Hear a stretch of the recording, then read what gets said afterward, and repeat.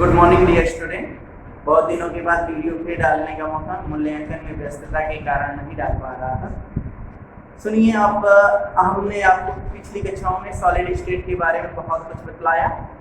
आज हम एक सॉलिड स्टेट का आखिरी जो टॉपिक है, जो अहम टॉपिक है, वो है ठोसों में दोष। दोष का मतलब आप समझ ही रहे हैं कि अनियमितता होगी, विषमताएं होंगी। जैसे कि आप एक छोटे से कमरे को समझना चाहें कि कमरे को एक ठोस मान लें, तो कमरे में यदि खिड़की है तो क्या वहां पर आपने ईंटों को लगाया? नहीं लगाया होगा, तो वहां पे पैटर्न गलत हो गया। मतलब जैसे ईंटों को आपने एक निर्धारित समय में, मतलब निर्धारित व्यवस्था में आप सजाते जा रहे हैं और आप उसमें से ईंटों को निकाल देते। जैसे कि आपने कभी पुराने मकानों में या पुराने घरों में, मकानों में देखा होगा, छिद्र छोड़ दिए जाते हैं, जिसको रोशनदान बोलते हैं आप, या चाहे आप देखे होंगे कुछ ऐसे ईंटों की व्यवस्था होती है जिसमें जालीदार व्यवस्था होती है, तो वो हमारे लिए यूजफुल होती है। तो उसी प्रकार कुछ ठोस होती हैं जो क्रिस्टल जालक होती हैं, उनमें कुछ अनियमितताएं आ जाती हैं, विषमताएं आ जाती हैं, जिस कारण से वो विद्युत के सुचालक भी हो जाते हैं, या उन्हीं के कारण उनमें कुछ नए रंग प्रदर्शित करने का गुण उत्पन्न हो जाता है। इसी अनियमितता और विषमता को ठोसों का दोष कहते हैं। आज बात करते हैं ठोसों में दोष कितने प्रकार के होते हैं। तो जो ठोसों में दोष होते हैं उन्हें दो वर्गों में वर्गीकृत किया गया है। पहला बताया गया है इलेक्ट्रॉनिक दोष। इलेक्ट्रॉनिक दोष का तात्पर्य क्या है? आपने इलेक्ट्रॉनिक दोष की बात किया तो जाहिर सी बात है इलेक्ट्रॉन का जिक्र आएगा। जब क्रिस्टल जालक में उपस्थित इलेक्ट्रॉन या तो निकाल दिए जाए या जब निकाल दिए जाए तो उसकी जगह छिद्र हो जाए, तो छिद्र या इलेक्ट्रॉन की अनुपस्थिति के कारण उत्पन्न या दोष जो उत्पन्न हो जाता है उसे इलेक्ट्रॉनिक दोष कहते हैं। एक खासकर धातुओं में होता है। आप धातुओं में यह दोष उत्पन्न हुआ तो क्या फायदा क्या नुकसान जान लें।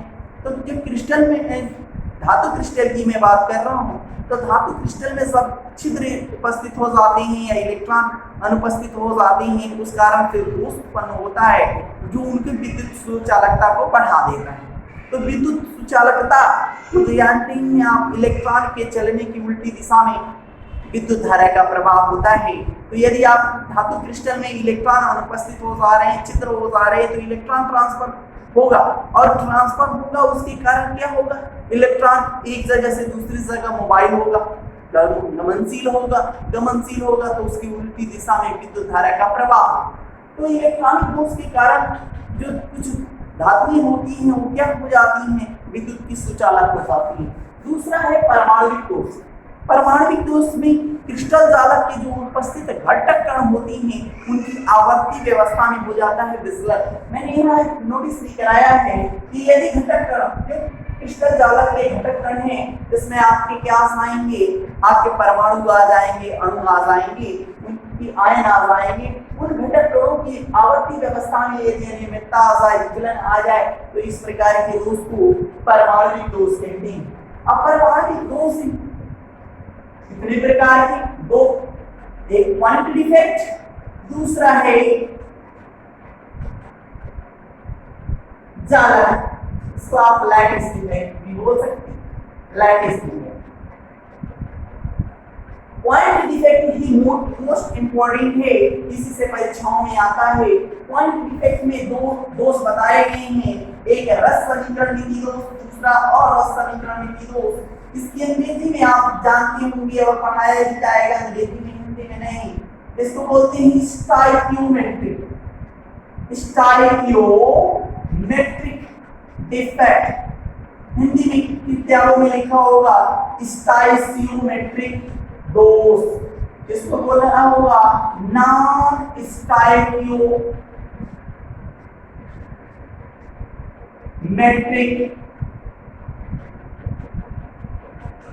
डिफेक्ट दोष।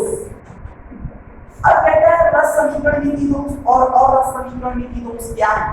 तो रस समीकरण नीति दोष को समझने के लिए आप आए तो आप कहते हैं कि 10 धनायन है और 10 ऋणायन, 10 धनायन और 10 ऋणायन। मान लीजिए कि 10 धनायन है और 10 ऋणायन है। यदि हम धनायन और ऋणायन का अनुपात आपसे पूछे तो कह सकते हैं आप एक संबंध एक का अनुपात है। 10 धनायन है 10 ऋणायन है, आपने उसमें से एक धनायन और एक ऋणायन को मिस कर दिया, छोड़ दिया। अब कितने बचे? 9 धनायन बचे, 9 ऋणायन बचे। 9 धनायन 9 ऋणायन बचे। इसमें भी आपसे अनुपात पूछा जाएगा तो 1:1 का ही अनुपात बताएंगे। कहने का तात्पर्य क्या है? जब किसी क्रिस्टल जालक में उपस्थित धनायन तथा ऋणायनों का अनुपात सदैव नियत बना रहे, कांस्टेंट बना रहे, कोई परिवर्तन ना हो, मतलब दोष के बावजूद, मतलब उसकी आवर्ती व्यवस्था धनायन ऋणायन की आवर्ती व्यवस्था में विचलन कर दिया, अनियमितता ला दिया, इसके बावजूद भी धनायन और ऋणायन एक समान अनुपात में हो तो इस प्रकार का दोष रस समीकरण दोष कहलाता है। और यदि कहता है कि सर 10 धनायन है और 10 ही ऋणायन है, 10 धनायन 10 ऋणायन में से कह रहा है कि सर एक ऋणायन मिस कर दिया गया या एक धनायन मिस कर दिया गया, छोड़ दिया गया, तो अनुपात बिगड़ जाता है। एक 10 धनायन है और एक 9 ऋणायन है, या 9 धनायन है 10 ऋणायन है, तो इस तरह के दोष को और रस समीकरण की दोष नॉन स्टोइकियोमेट्रिक दोष कहते हैं। रस समीकरण की दोष में 2 दोष पढ़ाए जाएंगे, जो एक सार्की ने दिया था और एक फ्रैंकल ने। तो सार्की द्वारा दिए गए दोष को सार्की इफेक्ट, सार्की दोष बोला जाता है, और फ्रैंकल द्वारा दिए गए दोष को फ्रैंकल दोष कहा जाता है। सार्की दोष, फ्रैंकल दोष की बात करते हैं। सार्की दोष की बात करता हूं तो सार्की दोष में क्रिस्टल लैटिस में उपस्थित धनायन और ऋणायन बराबर, मतलब एक धनायन और एक ऋणायन, कहीं से भी पूरे क्रिस्टल लैटिस के किसी भाग से एक धनायन और एक ही ऋणायन, या 2 धनायन 2 ही ऋणायन, जितना धनायन जाएगा उतना ही ऋणायन जाएगा, अनुपस्थित हो जाए। अपनी जालक इस बिंदु में से अपने जो भी उसकी व्यवस्था है वहां से बराबर संख्या में धनायन और ऋणायन अनुपस्थित हो जाए, तो इस प्रकार का दोष सार्की दोष कहलाता है। फ्रैंकल दोष की बात करें, फ्रैंकल दोष की कमरे में बात करें तो कमरे में उपस्थित है सब कुछ 10 धनायन और 10 ऋणायन मौजूद हैं, और जानते हैं कि ठोस के अणु भी पास पास होते हैं, इसके बावजूद उनके अंतराकाशीय स्थान होते हैं, मतलब अणुओं के बीच उपस्थित स्थान होता है। उन स्थानों की मैं बात करता हूं। तो 10 धनायन है 10 ऋणायन है, सपोज दैट एक धनायन या एक ऋणायन में भी कुछ भी हो सकता है, एक धनायन या एक ऋणायन अपनी चालक स्थिति को त्याग कर अंतराकाशीय स्थानों में चला जाए, मतलब अपनी स्थिति को ही केवल चेंज करे, गायब ना हो, उसी कमरे के अंदर ही हो, लेकिन अपनी स्थिति में ना होकर अंतराकाशीय स्थान में चला जाए, तो इस प्रकार का दोष फ्रैंकल दोष कहलाता है।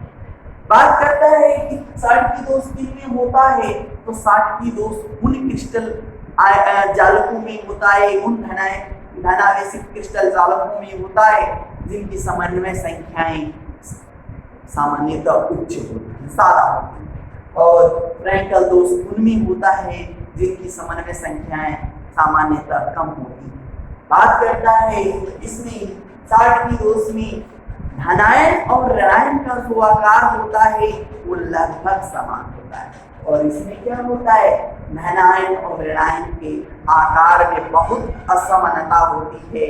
यहाँ पर ऋणायन का आकार बड़ा, धनायन का आकार छोटा होता है। कंडीशन हम इसको अलग से भी पढ़ाएंगे, हम इस सारे दोषों को अलग से भी दोष तो पहले हमने नोटिस किया है कि दोष कितने प्रकार के होते हैं। बात करते हैं और रसमीकरणिकी दोष, और रसमीकरणिकी दोष में मुख्यतः जो दोष होते हैं वो 3 प्रकार बतलाए गए हैं, और भी हो सकते हैं, पहले 3 बतलाए गए उनमें सुनना। कहता है कि 10 धनायन है 10 ही ऋणायन है, मैं बात वही की कर रहा हूँ। एक कमरा है जिसमें 10 धनायन और 10 ऋणायन है, ऋणायन जो घटक कण है वो अपनी जालक की स्थिति से गायब हो, केवल ऋणायन गायब हो, और ताकि आप क्रिस्टल जानते होंगे, क्रिस्टल अपने आप को चाहेगा कि हम उदासीन बने रहें, जब ना धन ना ऋण रहे तभी तो क्रिस्टल की उदासीनता बनी रहेगी। तो कहता है कि सर ऋणायन तो गायब हो गया, उस ऋणायन की जगह एक इलेक्ट्रॉन ले ले तभी तो आ गया बात, वही 10 धनायन 10 ऋणायन हुआ। लेकिन प्रॉपर्टी इलेक्ट्रॉन की अलग और ऋण आयन की अलग होती है। यहाँ पर अनुपात बिगड़ गया, तो अनुपात बिगड़ गया तो और समीकरण नीति दोष हो गया, और धनायन व्यक्ति के कारण हुआ तो धनायन हावी हो गया, ज्यादा हो गया, तो ऋणायन व्यक्ति के कारण धातु अधिकता दोष उत्पन्न हो जाएगा।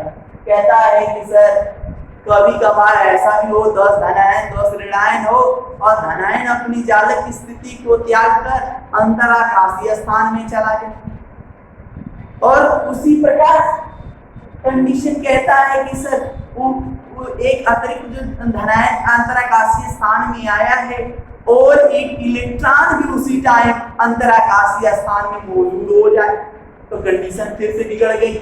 क्या हो गया, 10 ही धनायन रहे, 11 धनायन होंगे, सॉरी 11 धनायन की बात नहीं, 10 ही धनायन थे, लेकिन ऋणायन की संख्या क्या हो गई, 11 टाइप हो गई। मतलब 10 तो थे ही, एक इलेक्ट्रॉन भी आ गया, तो ये क्या हो जाएगा, धातु अंतराकाशीय धनायन के कारण धातु अधिकता दोष उत्पन्न होगा। जब इसको हम पिक्चराइजेशन के फॉर्म में समझाएंगे और अच्छे से समझ में आएगा। बात करते हैं सबसे लास्ट टाइप, कहता है कि सर 10 धनायन है और 10 ऋणायन है, सपोज दैट 2 धनायन मिसिंग हो जाए, मतलब एक प्लस वाले ही 2 धनायन हैं, उनकी जगह केवल एक ही धनायन आए जो डबल संयोजी हो, 2 प्लस आयन के साथ हो, उसके कारण उत्पन्न दोष धातु मतलब क्या कहलाएगा, तो धनायन व्यक्ति के कारण धातु न्यूनता दोष होगा। इसको भी हम पिक्चराइजेशन के माध्यम से ही समझा पाएंगे। पहली बात कर लें, फिर से हम समझाना चाहते क्या थे कि ठोसों में अपूर्णता या दोष क्या होता है, तो ठोसों की आवर्ती व्यवस्था में विचलन के कारण उत्पन्न विषमताएं क्या कहलाती हैं, ठोसों में अपूर्णता या दोष कहलाती हैं। यह 2 प्रकार की होती हैं, एक इलेक्ट्रॉनिक डिफेक्ट, दूसरा एटॉमिक डिफेक्ट। जो इलेक्ट्रॉनिक डिफेक्ट होता है मुख्यतः धातु में होता है, और इस दोष के कारण धातु विद्युत की सुचालक होती हैं। आपको इसमें पढ़ाया जाएगा तो 2 तरह के आपको पढ़ाए जाएंगे, सेमीकंडक्टर एन टाइप और पी टाइप सेमीकंडक्टर पढ़ाए जाएंगे। कैसे वो सेमीकंडक्टर बनते हैं वो भी बताएंगे। परमाणविक दोष में क्या कहता है, जब घटक की अनियमितता हो जाती है और अनियमितता के कारण उत्पन्न दोष परमाणविक दोष हो जाता है। यह 2 प्रकार का, एक बिंदु दोष और एक दूसरा जालक दोष। बिंदु दोष 2 प्रकार के, रस समीकरण नीति दोष और अरस समीकरण नीति दोष। रस समीकरण नीति दोष कितने प्रकार के, 2 साटकी दोष और फ्रैंकल दोष। और रस समीकरण नीति दोष कितने प्रकार के, तो मुख्यतः 3 प्रकार के, ऋणायन व्यक्तियों के कारण धातु अधिकता दोष, अंतराकाशीय धनायन के कारण धातु अधिकता दोष, तीसरा ऋणायन व्यक्तियों के कारण धातु न्यूनता दोष। इसे नोट करें।